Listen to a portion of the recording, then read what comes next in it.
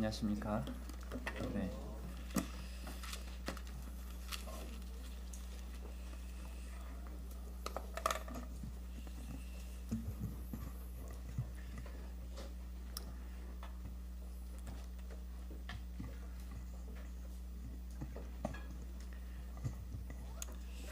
오늘 항상 제 고민은 평소에 제가 말이 없는데 이거 준비하다 보면 되게 많은 것들을 준비하는 것 같아요. 저는 그렇게 오랫동안 안 하고 싶은데 하다 보면 이렇게 길어지는 게 진짜 고민스러운 부분입니다. 죄송하지만 그래서 어디를 어떻게 이렇게 정리를 해야 될까 계속 고민하고 있다가 올라왔습니다. 세상이 참 하나님께서 아름답게 지으셨는데 나름대로 기준 없이 지으신 것이 아니라 매우 하나님께서는 법칙을 나름대로 이 세상에 두셨던 것 같아요. 자연 법칙을 따라서 지으셨고 물리적인 법칙 혹은 우리가 알고 있는 인과의 법칙이라든지 이런 것들을 보면 하나님께서 세상을 굉장히 잘 지으셨고 질서 있게 순환되게 이렇게 창조를 하신 것 같습니다.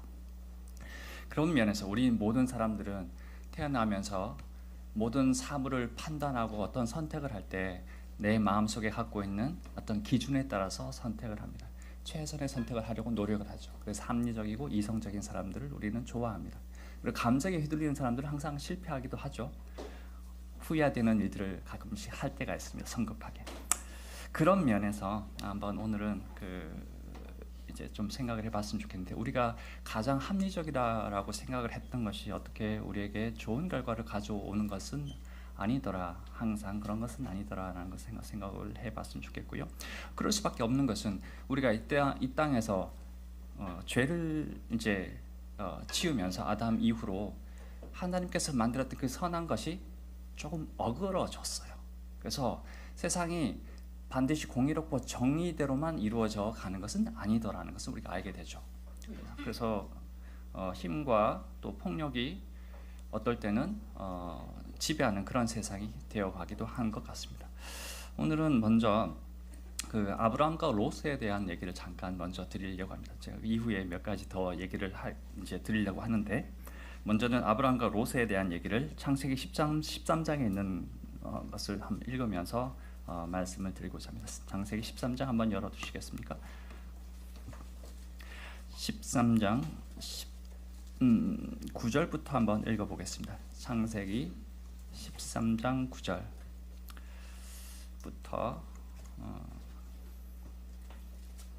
11절까지, 창세기 13장 9절에서 11절까지 한번 읽어보겠습니다. 같이 한번 읽을게요. 시작. 네 앞에 온 땅이 있지 아니하냐? 나를 떠나가라. 네가 좌하면 나는 우하고 네가 우하면 나는 좌하리라. 이에 롯이 눈을 들어 요단 지역을 바라본즉 소알까지 온 땅에 물이 넉넉하니 여호와께서 소돔과 고모라를 멸하시기 전이었으므로 여호와의 동산 같고 애굽 땅과 같았더라. 그러므로 롯이 요단 온 지역을 택하고 동으로 옮기니 그들이 서로 떠난지라. 네, 여러 번 읽으셨던 내용일 겁니다. 사실 롯은 오랫동안 아브라함과 같이 동행했던 사람이죠. 어디서부터 그랬습니까? 갈대아 우르 때부터 시작했어요. 매우 어린 시절부터 아브라함이라는 자기 삼촌, 숙부죠. 숙부를 따라서 하란이라는 곳으로 갔다가 가나안 땅으로 내려갔다가 거기서 기근이 들어서 다시 애굽에까지 내려가요. 그까지 계속 같이 갑니다. 그런 이후에 애굽에서 다시 가나안 땅으로 돌아오죠. 그 모든 여정들 속에서 롯은 아브라함과 하나님의 사람이었던 아브라함과 동행을 합니다. 그 와중에 아브라함에게 하나님께 주신 그 축복이 흘러넘쳐서 롯에게까지 미칩니다. 그래서 롯도 남부럽지 않은 자산가가 되죠. 많은 종들을 거느리게 되었고 재산이 늘어났고 가축들이 너무 많았어요. 그래서 이제 가나안 땅에 아브라함과 같이 있다 보니 두 사람의 이제 목자들이 서로 싸우는 거죠. 물이 없으니까 그 지역이 너무 좁아 터진 거예요. 그래서 두 집안을 다 수용할 수 없을 지경에 이르렀습니다. 그때 우리 금방 읽은 이 장면이 나옵니다. 아브라함이 성숙한 사람이다 보니 자기 조카에게 너에게 먼저 선택권을 주마. 네가 선택하는 곳에 너 먼저 가. 그럼 나는 네가 가지 않는 곳으로 내가 갈 테니까라고 제안을 하죠. 그때 이제 롯이 금방 읽었던 이런 말씀을 이런 이제 행동들을 합니다. 사실 롯은 아브라함이 이 당시에 나이가 한 75, 6세 정도 되며, 근데 아브라함의 후손이 없었죠. 여전히 100세의 아들을 낳았으니까. 우리는 이후의 상황을 알죠. 근데 롯은 아마도 내가 어쩌면 내 삼촌의 대를 이어야 될 수도 있지 않을까 이런 고민을 했을 수도 있어요. 그런데 그런 일은 벌어지지 않았죠. 우리가 알다시피 이 뒤에 가면 롯이 자기가 선택한 그 땅에 들어가서 살다가 결국은 잿더미가 되는 성이 소돔성이라는 것을 우리가 알고 있습니다. 그가 갔던 곳은 실제로는 패망하고 멸망하는 그런 성이었어요. 그런데 롯은 이 당시에 그 땅을 보니까, 유단 들에 있는 그 땅을 보니까 너무 아름다웠죠. 에덴 동산 같은 그런 땅이었어요. 물이 넉넉했고 애굽처럼 그렇게 풍요로운 땅이었습니다. 비옥한 땅이었어요. 그러니까 삼촌이 선택하기 전에 내가 먼저 선택하는 것이 좋겠죠? 나라도 그렇게 하겠죠? 여러분도 그렇게 하시겠죠? 아마 인간이라면 그런 합리적인 선택을 하는 것이 당연하다. 그것을 우리가 비난할 수 있을까? 나도 그러면서, 그죠? 그런 생각은 전 들었어요. 이 사람이라면, 이성적인 사람이라면 그렇게 할 것 같아요. 그래서 롯이 눈을 들어 보니까 그 땅이 너무 예뻤어요. 가고 싶었죠. 그래서 냅다 갑니다. 근데 가는데 처음부터 소돔으로 들어갔던 건 아니에요. 처음에는 요단 들편에 이렇게 있었어요. 그리고 나서는 성경에 보면 소돔 근처에 또 장막을 쳐요. 점점 소돔이라는 곳으로 가까이 가는 그런 롯을 발견해요. 그럼 나중에는 실제로 소돔 성 안으로 들어갑니다. 거기서 이제 성문에 앉아가지고 그 소돔 성에서도 한 자리 차지하는 사람이 돼요. 롯이. 하나님의 사람이었던 아브라함과 같이 있을 때 그 롯이 이제는 세상에서 이제 상당한 지위에 있고 상당한 부를 축적하는 그런 자리에까지 오르게 됩니다. 사실 롯은 안전하고 풍요롭고 또 미래가 보장되는 그런 곳에 정착하고 싶었어요. 우리가 다 그러하듯이 그러했습니다. 그런데 실제로 그가 정착했던 그 소돔 땅은 죄악이 관영했다, 차고 넘쳤다라고 하는 그런 곳이었어요. 이게 그러니까 우리가 기브 앤 테이크가 있는 거예요. 나는 예를 들면 이걸 선택을 하면 좋은 것인 줄 알겠는데 거기에 따르는 상대적으로 내가 잃어야 할 것들이 있습니다. 항상 두 개 다 취하면 좋겠습니다만 그렇지가 못하더라는 거죠. 그 중에 우리는 어떤 것을 선택해야 되는지 한번은 고민을 해봐야 할 것 같습니다. 롯은 눈을 들어서 요단 들편을 보았지만 나중에 아브라함은요, 당장 선택을 하지 않았지만 하나님께서 눈을 들어 보라고 했어요. 하나님께 주실 그 땅을. 근데 아브라함은 그 땅을 눈을 들어 봤는데 그것은 즉 우리가 알고 있는 그 가나안 땅이었어요. 나중에 그곳에 들어가서 아브라함은 정착을 하게 됩니다. 둘 다 눈을 들어서 둘 다 보았어요. 보았는데 그 선택을 함의 그 기준이, 롯은 나에게 그 기준이 있었던 거예요. 그렇지만 아브라함은 하나님께서 보여주신 그 곳, 그 땅, 그 꿈을 향한 그 약속을 따라서 갔던 것이에요. 우리가 이것은 대부분 다 잘 알고 있는 것입니다. 그렇지만 우리가 일견에 합리적으로 보이는 그 땅이 어떻게 그렇게 멸망의 땅이 되었을까? 롯은 도저히 처음부터 그것을 상상조차 못했을 것입니다. 만약에 롯이 그 미래를 볼 수 있었다면 그곳에 갔겠습니까? 그렇지 않았을 거예요. 오늘 이런 면에서 한번 생각을 했으면 좋겠어요. 롯은 사실 나중에 큰 환난과 풍파를 겪습니다. 잘 지내는 것처럼 보였던 그 롯이 결국에는 우리가 그 결말을 잘 알죠. 자기 아내까지도 없어지죠. 소금 기둥이 되어서 사라지고 자기가 모았던 그 모든 자산들은 유황불 속에 그냥 잿더미가 됩니다. 겨우 목숨만 부지하면서 도망쳐 나오죠. 그 롯은 그렇게 결론을 이제 성경 속에 그렇게 나오는데, 그러니까 처음부터 그 요단 들편을 보면서 선택한 그곳을 갈 때 그런 결말을 기대하고 간 것은 전혀 없습니다. 그리고 나중에 롯은 실제로 모압이라는 곳과 이그 그렇죠, 암몬이라는 그 민족의 조상이 돼요. 자기 딸들과의 부적절한 관계 속에서. 그러니까 롯은 이 아브라함과 대조할 것 같으면 매우 극단적으로 반대의 입장에 서 있는 사람입니다.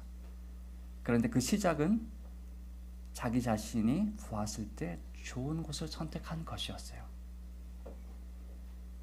그러니까 이게 뭐가 잘못되었을까? 나도 롯처럼 그렇게 살아가고 있는데, 나의 미래도 만약에 롯처럼 그런 일을 당한다고 할 것 같으면 지금의 내가 하고 있는 선택은 잘 하고 있는 것인지에 대해서 한번 돌아볼 필요가 있습니다. 나오미라는 사람을 또한 아실 겁니다. 나오미도 베들레헴이라는 곳에 살고 있었는데, 그곳에 기근이 들었을 때 나오미는 맞습니다. 나오미는 룻의 시어머니. 요즘 AI가 이렇게 지식의 장벽이 없어졌어요. 네. 계속해 주세요. 나오미는 그곳이 힘들어졌을 때 잽싸게 자신의 모든 것을 거두어서 모압 땅으로 가요. 매우 영악한 결정을 빨리 합니다. 우리 행동이 빠른 사람이 어떨 때는 성공할 때가 있습니다.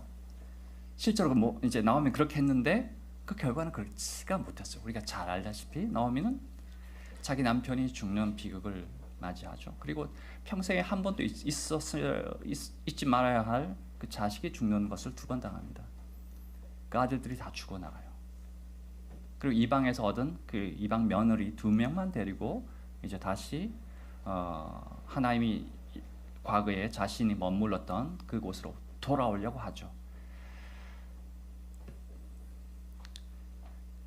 롯도 그렇고 나오미도 그렇고 자기 눈에 보이는 대로 좋은 것을 선택했는데 왜 이런 결론을 맞이했을까요?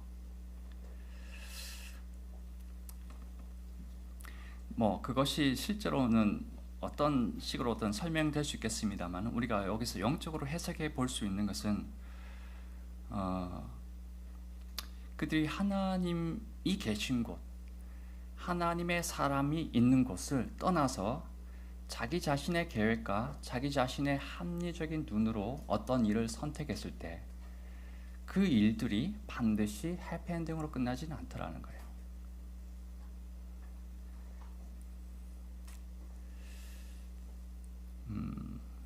다시 한번 그 롯을 보면, 롯은 그 아브라함을 떠나서 소돔 땅에 처음에 들어갔을 때 이런 환난을 당할 거라고 생각하지 못했습니다. 그가 당한 고통과 풍파의 참된 원인은 도대체 무엇이었을까요? 그가 이토록 처참한 패망의 길을 걷게 된 원인은 실제로 환경이 아니었어요. 그 땅이 비옥한 땅이었기 때문에 그런 것이 아니었습니다. 그가 하나님이라는 진정한 안전지대를 벗어났기 때문에 그런 일이 벌어진 거예요. 하나님이란 완전한 그 요새, 그 산성을 롯이 떠났기 때문에, 그리고 하나님의 사람이었던 아브라함을 떠났기 때문에 그런 일들이 그에게 벌어졌던 것입니다. 우리 시편에 보면, 우리가 예배 시간에 몇 번, 그리고 찬송에도 몇 번 나왔습니다마는, 하나님은 나의 요새시다, 하나님은 나의 반석이시다, 하나님은 나의 산성이시다, 이런 고백들을 많이 합니다. 그렇죠? 산성이라는 것이 가지는 의미는 우리에게 완전한 안전함, 그 다음에 보호하심, 그 다음에 견고함, 흔들리지 않음, 안식과 쉼, 이런 것을 산성이라는 것이 은유적으로 우리에게 알려주죠. 우리에게는 하나님이 산성이십니다. 그렇죠? 아브라함에게도 하나님은 산성이셨어요. 그런데 산성이라는 것은 그 말 자체에는 여러 가지가 의미하고 있는데, 그것은 전쟁과 관련된 요새입니다. 안전한 집이 아니죠. 안전한 집의 의미도 있습니다만 산성이라는 것 자체가 항상 전쟁이 있을 때 필요한 그런 공간입니다. 그렇기 때문에 우리에게 하나님의 산성이라는 그 말의 의미는 우리가 어떤 영적인 전쟁 속에 있음을 암시하고 있어요. 우리가 전쟁이 없는데 산성이 필요하겠습니까? 영원히 안식이고 영원한 평화의 시대에 산성이라는 것, 요새라는 것은 의미가 없습니다. 하지만 하나님이 우리의 산성이라는 것은 우리가 어떤 치열한 전투 중에 있다라는 것을 상대적으로 말하고 있는 것입니다.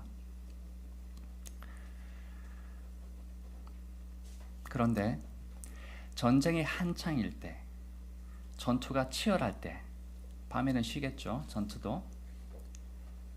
그런데 어떤 사람이 바깥 세상이 궁금해서 그 산성을 벗어난다라고 생각을 해봅시다. 나를 안전하게 지켜주던 그 요새를 살그머니 벗어나서 혼자 오솔길을 따라서 적진이 있는 곳으로 걸어가는 그런 생각을 한번 해봅시다. 그럴 때 나는 당연히 위험에 노출되겠죠. 적들이 득실거리는 곳으로 내가 지나가고 있을 것이니까. 내가 산성을 벗어났으니까 당연히 적의 공격이 언제 와도 이상한 일이 아닌 거죠. 그렇죠? 그렇습니다. 우리가 하나님이라는 그 산성을 벗어날 때 그런 일들이 벌어집니다. 우리는 우리 눈에 보기 좋은 대로 합리적인 선택을 해서 저 산성 밖에 있는 것이 더 좋아 보일 때가 있습니다. 그리고 실제로 엄청난 선전을 적들은 하고 있어요. 그 산성을 벗어나라고. 우리가 각종 미디어 있죠. 세상은 아름답고 평화롭고 완전하고 살기 좋은 것입니다, 여러분. TV만 켜면, 유튜브만 켜면, 신문, 잡지, 스마트폰에서 끊임없이 나오는 광고가 있습니다. 우리 마귀가 그런 광고를 엄청 잘해요.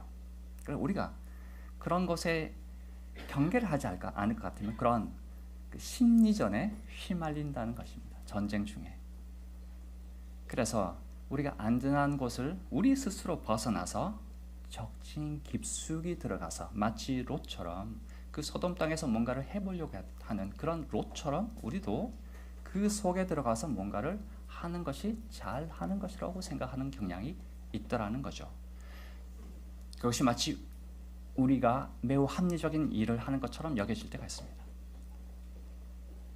그 세상에서 성공해야 되고 세상이 가진 어떤 기준을 나도 만들어내야 되고, 예를 들면 30대, 40대, 50대가 가져야 되는 세상의 기준이 있지 않습니까? 적어도 이 정도의 자산을 마련해야지 돼요, 여러분 하면서 광고 선전을 많이 합니다. 그것을 만들기 위해서 나도 그렇게 하려고 합니다. 그것을 벗어나서 그 요새 안전한 것을 벗어나서 그 일을 하려고 하는 것이 우리에게 문제라는 거죠. 우리가 그렇게 실패할 수밖에 없는 것은 우리가 보는 눈이 매우 약합니다. 사물을 꿰뚫어 보는 눈이 없어요. 저를 포함해서 우리 모든 사람들이 다 그렇습니다. 우리는 매우 표면적인 것을 좋아하고 눈에 짧은 그 단기적인 것에 대해서 우리가 집중을 하는 반면 멀리 보지 못해요. 그리고 그 내면에 있는 진실, 본질을 보지 못하기 때문에 우리 항상 그런 광고에 속아 넘어갑니다. 저희 딸내미가 피자를 잘 안 먹는데 한 번은 피자를 먹고 싶대요. 그것도 유명한 브랜드가 아니면 뭐 하여튼 여튼 조금 이류 브랜드 같은 그런 피자를 먹고 싶. 뭐였죠? 파파 뭔가 하여튼 뭐 어쨌거나 그래서 뭐 막 먹고 싶다니까 사줘야죠. 그래서 사서 먹었는데 사실은 그 피자를 먹고 싶었던 게 아니라 피자를 먹으면 주는 그 아이템이 있었어요. 뭐 아이돌이 나오는 그거를 생각 이제 광고를 봤던 거죠. 우리가 그런 이제 결정을 할 때가 있습니다. 내 돈을 적절한 데 썼으면 더 좋았을 텐데 별로 제가 볼 때는 별로 가치 없는 곳에 그것이 이제 혹해서 그런 결정을 할 때가 있더라는 거죠. 우리 역시도 그렇습니다. 우리가 이 세상은 여러분 웰빙 하는 것이 아름답습니다. 여러분 은퇴해서 그냥 바닷가에서 모래에 이제 거닐면서 그냥 조개나 줍고 다니시는 것이 진짜 최고예요. 크루즈 타고 여행 가시는 거 최고예요, 여러분. 하면서 끊임없이 우리를 미혹합니다. 그 삶이 나쁘다는 말이 아니에요. 그 삶을 살기 위해서 내가 포기해야 될 것을 우리가 포기하지 말아야 될 것을 우리가 포기하기 때문에 그것이 나쁜 일이 된다라는 것이죠. 그리고 우리는 또 상당히 미련하고 교만한 그런 습성을 갖고 있어요. 기본적으로 매우 어리석어요. 그래서 세상적인 유능함과 육체적인 자산을 의지해서 하나님의 영광이 아닌 나의 영광과 내 가족의 안녕만을 위한 삶을 살더라는 거죠. 산성을 벗어나서. 그리고 우리는 전에 하나님을 알기 전에도 그렇습니다만은 항상 하나님으로부터 독립하려는 그런 습성을 갖고 있어요. 죄죠. 결국은 하나님 없이 살아가는 것을 좋아하는 경향들이 있습니다. 우리가 갖고 있는 그 습성이 이제 그렇습니다. 그래서 우리는 스스로 우리 웅덩이를 파는 걸 너무 좋아해요. 내가 뭔가를 이제 해보려고 하는 그런 것들이 너무 많습니다. 하나님 없이. 그러다 보면 우리는 어느샌가 불안과 긴장의 비탈길을 걷고 있는 나를 발견하게 됩니다. 그렇게 살게 되면 항상 불안합니다. 세상 사람들이 그렇게 불안하듯이 나도 불안해져요. 그런 가치관을 따라가기 때문에 그럴 수밖에 없습니다.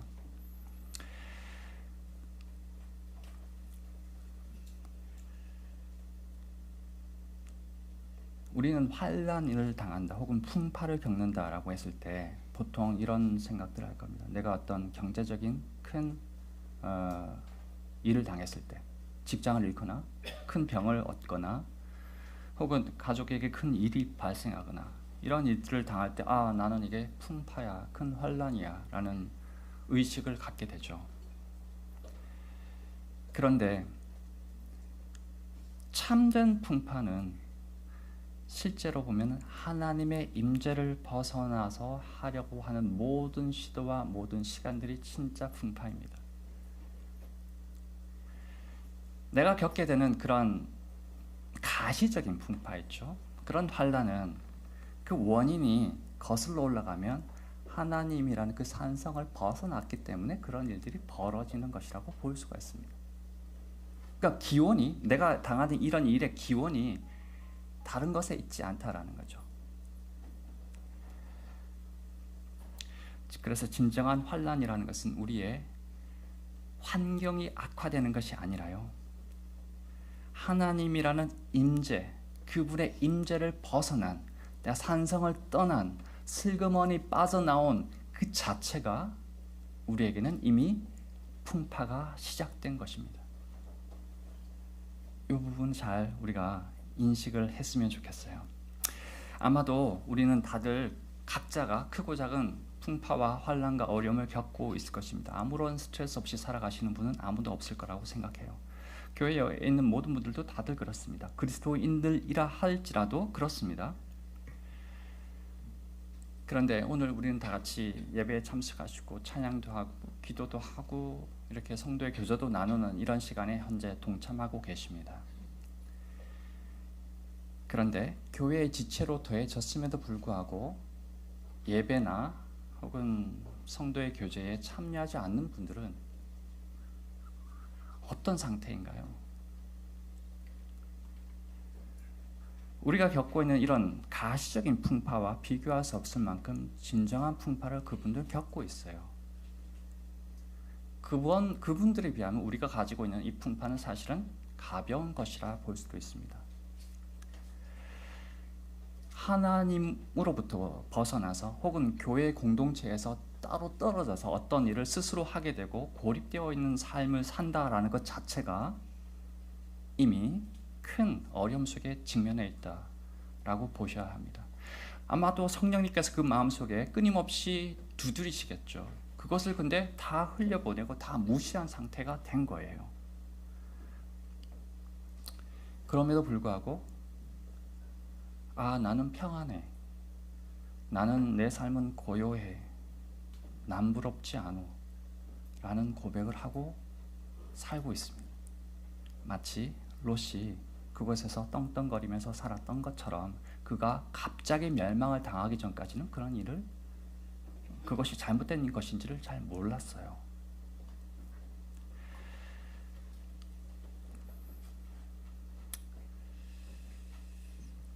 우리가 하나님과의 관계가 나빠질 때는요, 교회에 나오고 싶지가 않아요.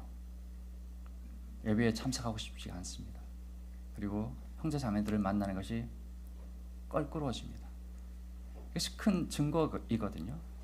내가 하나님과의 관계가 원만할 때 여러분들 얼굴을 뵙는 것이 좋습니다. 또 보고 싶고 오고 싶고 그렇습니다. 그래서 내가 그거 테스트 스스로 이렇게 자가 테스트를 해볼 수 있겠죠.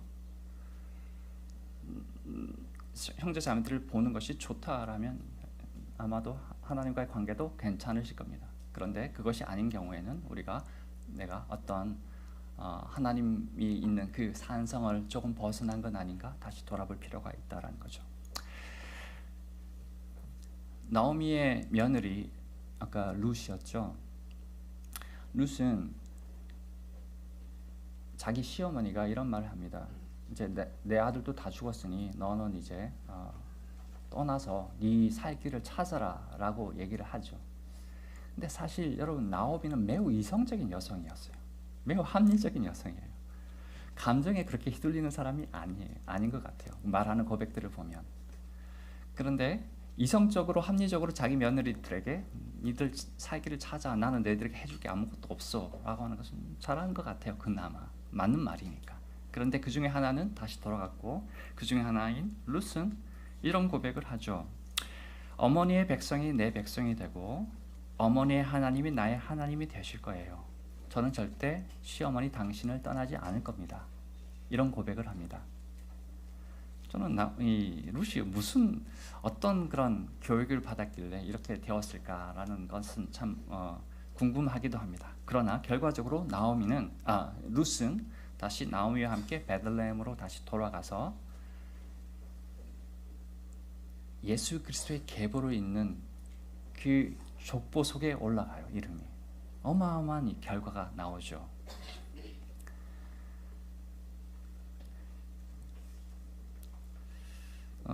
아마도 나오미는 하나님이 계신 것과 하나님이 선택한 그 민족에 대한 그 사모가 있었다고 저는 여겨지고 자기 역시도 그러한 백성 속에 한 명이 되고 싶었다라고 저는 믿습니다.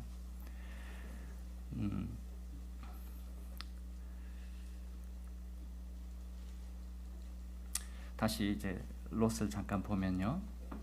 롯은 눈에 보이는 풍요롭고 안전하고 자기 눈에 좋은 것을 선택했지만 실제로 그가 간 소돔 땅은 제일 위험한 곳이었습니다. 자기 딴에는 최선의 선택을 하고 합리적인 선택을 했다고 하지만 실제로는 최악의 선택을 한 것이었죠. 롯도 룻처럼 그런 마음을 가졌었으면 얼마나 좋았을까.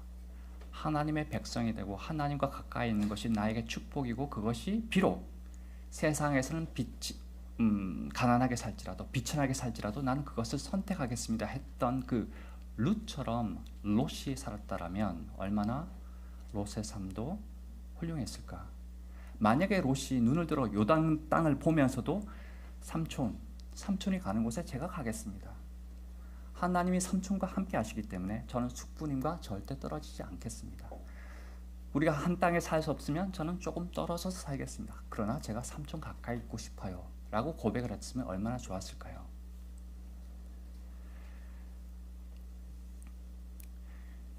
아브라함과 롯은 삼촌과 조카의 관계였죠. 그 비슷한 삼촌과 조카의 관계가 라반과 야곱의 관계입니다. 둘 다 삼촌 조카죠. 둘 다 이 두 사람의 관계 속에 재산의 분쟁이 조금 생깁니다. 둘 다 재산과 관련해서 자기 삼촌과 다툼이 생겨 갈등이 있습니다. 근데 야곱은 누구 못지않게 영악한 사람이었어요. 처음부터 계산적인 사람이었죠. 이성적이고 합리적인 사람이었어요. 그리고 자기 이익을 절대 빼앗기지 않으려고 노력했던 사람입니다. 야곱은. 그랬던 야곱이 이 롯처럼 이렇게 패망의 길을 걷지 않았던 것은 무엇 때문이었을까요? 당연히 하나님의 섭리와 하나님의 은혜겠죠. 주권적인 은혜이기도 합니다. 하지만 그것이 나타났던 현상은 무엇이냐면 야곱은 자기 아버지를 떠나서 외삼촌이 있는 라반이 있는 곳으로 이동할 때 베델로 갔다가 무스바로 갔다가 다시 돌아오면서 야복강을 건너고 다시 베델로 돌아오는 이런 긴 여정을 계속 왔다 갔다 합니다. 그 중에 야곱은 베델에서 하나님을 만났을 때 단을 쌓았어요. 돌무더기 같은 그런 것이었지만 단을 쌓고 거기서 하나님을 기억하는 장면이 나옵니다. 아브라함도 그가 행했던 여러 여정들 속에서 하나님을 기억하는 단을 쌓았어요. 이삭도 그러했습니다. 롯은 단 쌓았다는 말이 없어요. 그러니까 야곱도 롯처럼 매우 영악한 사람이었고 자기 실리를 챙기는 사람이었지만 그러나 그는 점점 하나님을 향해서 나아갔던 거예요. 하나님을 예배하고 하나님을 기억하는 사람이 갔던 것이 야곱이었지만 롯은 그렇게 되지 못했었습니다.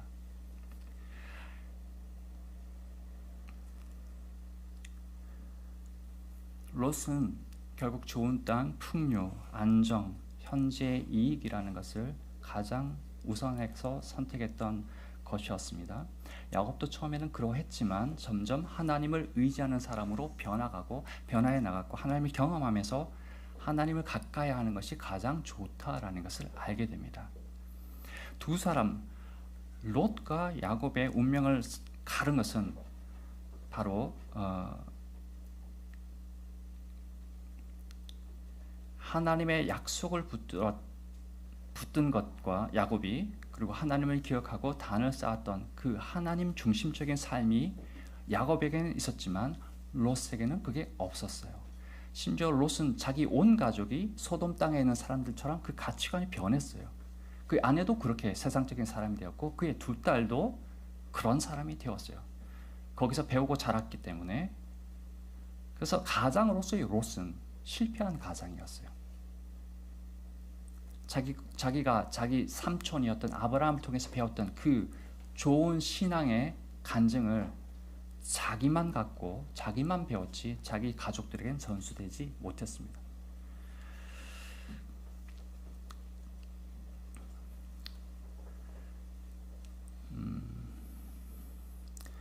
우리는 그러면 오늘날을 살아가는 우리는 어떻게 하는 것이 좋을까요? 어떻게 하면 우리는 하나님이 임재하는 그 산성 속에 계속 머무를 수 있을까요? 다양한 방법들이 있겠습니다만은 어떻게 하면 우리는 물질을 추구하지 않고 하나님을 추구하는 사람들이 될 수 있을까요? 우리가 어떻게 하면 세상과 구분되는 그런 삶을 살 수 있을까요? 그리고 어떻게 하면 내 속에서 참된 풍파를 겪지 않을까요? 저는 그냥 심플하게 생각했으면 좋겠어요. 우리 교회는 다양한 이게 신앙이라는 게 내 혼자 살아갈 때는 매우 힘들어요. 그런데 옆에 있는 동료가 있고 형제가 있고 자매가 있을 때는 힘이 납니다. 서로 도와주고 끌어주고 당겨주기 때문에 그렇습니다. 하나님께 그것도 좋아하세요. 우리가 형제가 서로 동거해서 섬겨가는 것을 좋아합니다. 그래서 그렇기 때문에 우리에게 교회라는 이런 공동체를 주셨죠. 이 교회에는 다양한 모임들이 있습니다. 오늘도 예배가 있고 말씀 시간도 있고 오후에 소그룹 시간도 있고 다양한 시간들이 있습니다. 화요일에는 화요 성경 공부 시간도 있고 자매 기도회가 월요일에 집회도 있고 수요일에는 수요 집회도 있습니다. 다양한 그 집회들을 여러분들 활용해 주시길 바라요. 내가 그 산상을 혼자 지키기 힘들 때 그런 집회들을 여러분 소중하게 여기시고 그 집회에 참석하는 것이 잘하는 것이라고 저는 생각을 합니다. 그래서 주를 깨끗한 마음으로 부르는 사람들과 같이 동거하는 것이 잘하는 것이다 라고 제가 권장을 해드리겠습니다. 우리가 예배에 이제 참석을 하는데요, 우리에게는 이 예배가 어쩌면 의무처럼 여겨질 수도 있습니다. 그래서 의무를 다한다, 내 책임을 다한다 라고 생각할 수도 있습니다. 그런데 야곱이 단을 쌓았던 그것을 생각해 보면 야곱이 누가 시켜서 단을 쌓았던 건 아니에요. 하나님이 너 단을 쌓아 이렇게 얘기한 적은 없죠. 다만 하나님을 경험했던 거예요. 우리도 우리가 경험하는 그 하나님을 알아갈 때 우리 속에 자발적인 예배의 마음이 생기는 겁니다. 그래서 예배는 자발적인 특권이라고 봐야 된다는 것이 옳습니다. 의무이기도 하고 책임이기도 합니다만은 나에게 주어지는 특권이자 나의 자발적인 하나님 향한 마음이라는 것입니다. 우리가 그런 좋은 마음으로 예배에 참여했으면 좋겠습니다.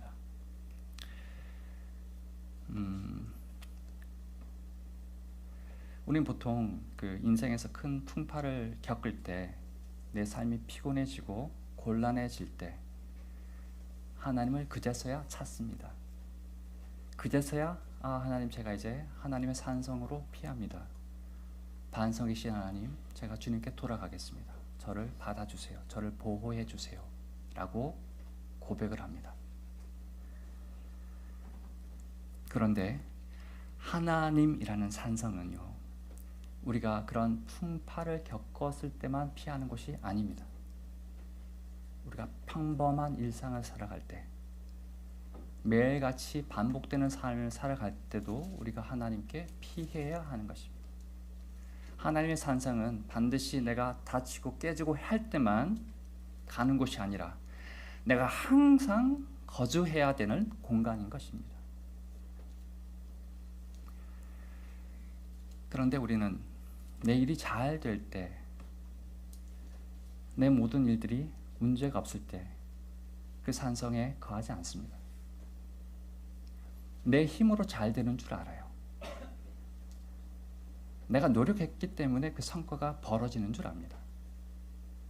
그래서 자고하고 마음이 높아져서 언제 나도 모르는 사이에 하나님의 산성에서 슬그머니 내려와서 적진 깊숙이 들어가는 겁니다. 그 사실을 우리가 되뇌어야 할 것 같습니다.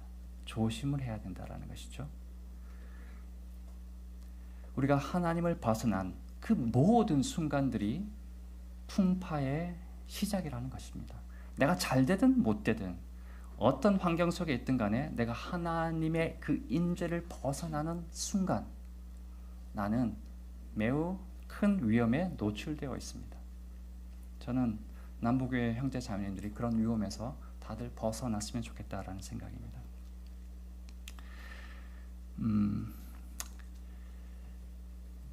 누가복음 15장에 보면 탕자의 얘기가 나오죠. 아버지와 탕자 얘기입니다. 탕자는 사실 계산을 했었어요. 내가 아버지한테 이렇게 하면 유산을 받게 되겠지. 그럼 그걸 처분해서 저 먼 곳으로 가서 이렇게 할 거야. 장사를 할 거야.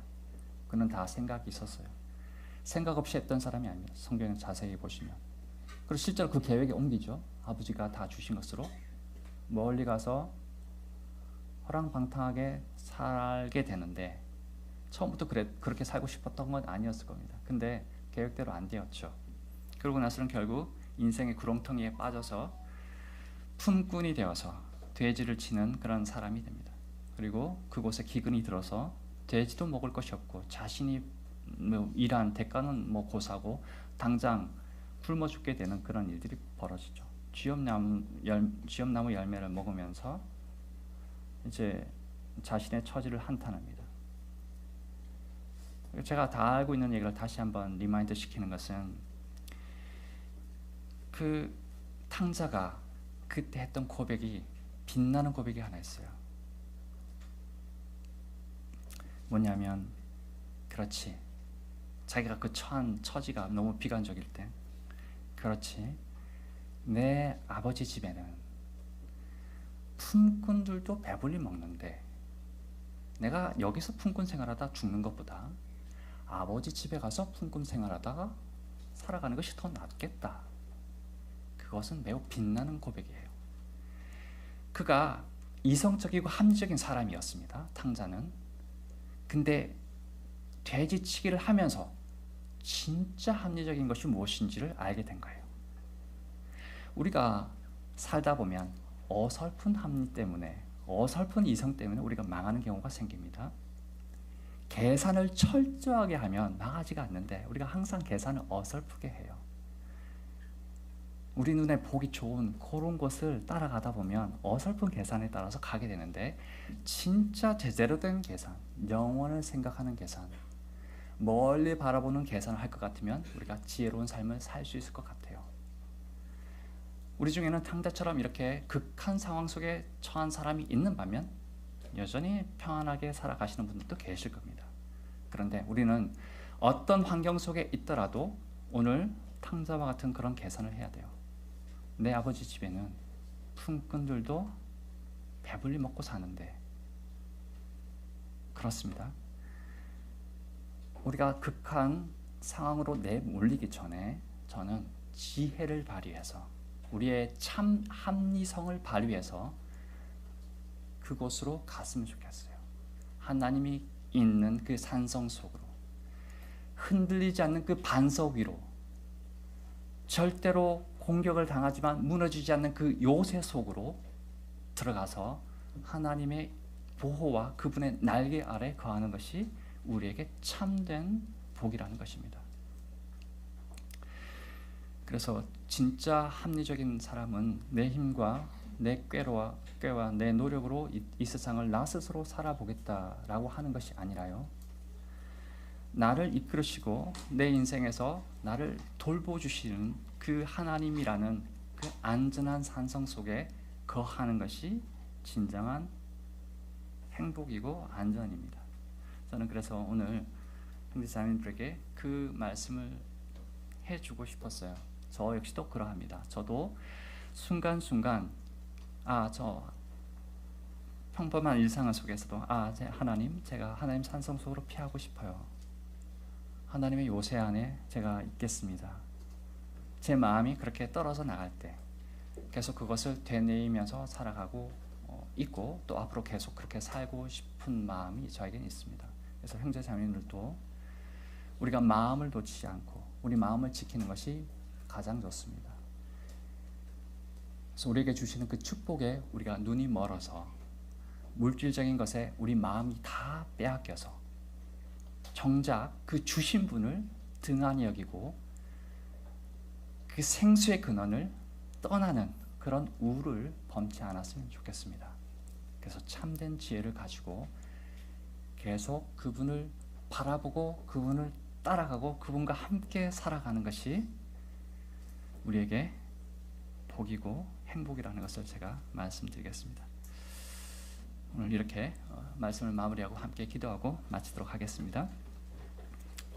아버지 하나님, 우리를 주님의 보호 아래 그리고 주님의 날개 아래 계속 거닐게 해주시고, 우리의 지팡이와 막대기가 아니라 주님의 지팡이와 주님의 막대기로 우리를 건지시고 인도해 주시길 원합니다. 우리 속에는 생수의 근원이 없다는 것을 저희가 깨닫고 참된 생수의 근원이신 우리 하나님께 항상 돌아가길 원합니다.